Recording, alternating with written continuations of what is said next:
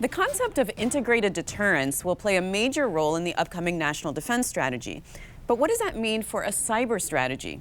Jacquelyn Schneider is a fellow at the Hoover Institution. Jackie, welcome to the program. Hi, thanks for having me. Integrated deterrence is a term that Pentagon leaders are talking about now as a strategy. What does that mean for cyber? Yeah, so for cyber, that is exceedingly complicated because cyber is a different beast. It's difficult to integrate like you would a bomb or a cruise missile.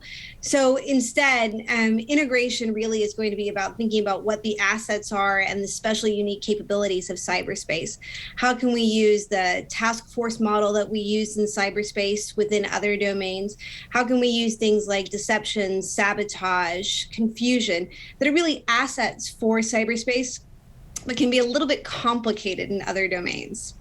Is deterrence the right approach, in your opinion?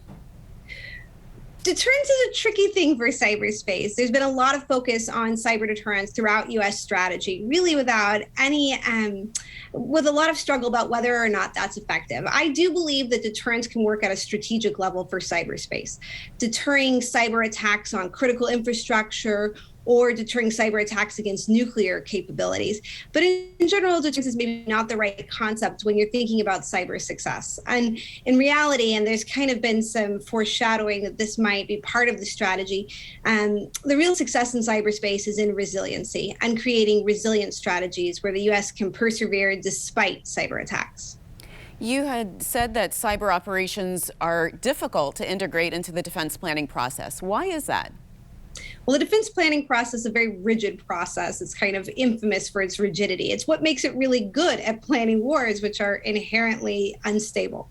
But a lot of the planning process struggles before conflict, before we're in armed violence, what they call phase zero. So cyberspace has trouble sitting on the shelf as a capability that will exist when war actually occurs.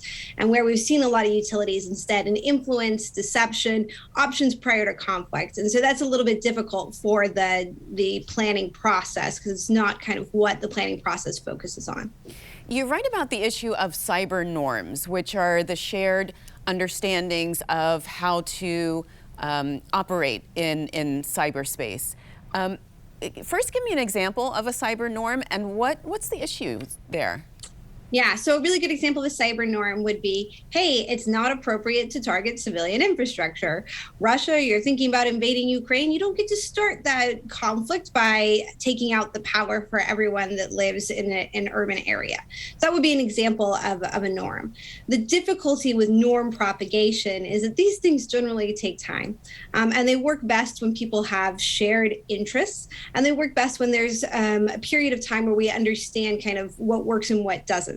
So chemical weapons, there was a shared norm not to use chemical weapons after World War I, partly because we saw how, one, difficult they are to use effectively, and two, how much destruction they cause.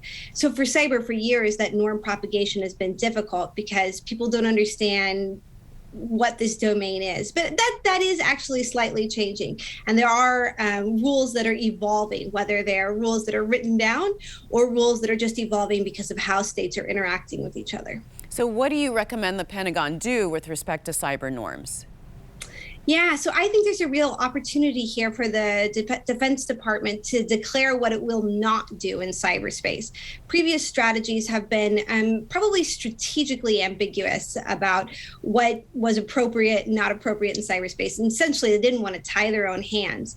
But I think actually the United States believes that it's not okay for states to target civilians, whether it's in cyberspace or any other domain. And I think actually the United States probably restrains itself in this regard. So I think the United States has an opportunity here to say in the strategy, hey, we're going to be more offensive in cyberspace. We're going to attack your cyber capabilities. But that doesn't mean that we're going to attack civilians because we just in general think that's inappropriate. And do our adversaries really, are they motivated to follow those cyber norms? Well, they may not be motivated to follow cyber norms, but they are strategic actors. And I think in general, you can see that states, even like China and Russia, do restrain themselves against the United States when they're worried about conventional punishment. Here's where I think deterrence works. I think the United States has credible deterrence about strategic cyber attacks, attacks against civilians. And I think we can't prove it, but it probably has been partly why we haven't seen more of these attacks from state actors. So I think we can restrain our adversaries, but more importantly, we can probably build a consensus from our allies about what is appropriate and not appropriate. And Jackie, you'd mentioned resilience. So how do you have a strategy then that incorporates both resilience and deterrence simultaneously in an effective way? Yeah, great question. So I really think of deterrence as a line of effort. Previous strategies have kind of centered around deterrence, but I think deterrence is one part of a strategy, and that part is very, very strategic. Resilience, on the other hand, is about building networks, people, and operations that can survive even when deterrence fails. This is kind of a complicated and not really a fun investment, because this is an investment in training. This is an investment in redundant systems. This is an investment in sometimes having processes that are completely analog. Those are all expensive endeavors. But in the end, a more resilient network, a more resilient force actually increases deterrence success, because it makes the costs of an adversary taking the attack or the success that an adversary is going to have in the attack much less. So resilience, I think, is a better overarching strategy, but strategic deterrence is a huge line of effort to make sure that resilience is a successful strategy. All right, well, we'll leave it at that. Jackie, thank you so much for being on the program. Yeah, thanks so much.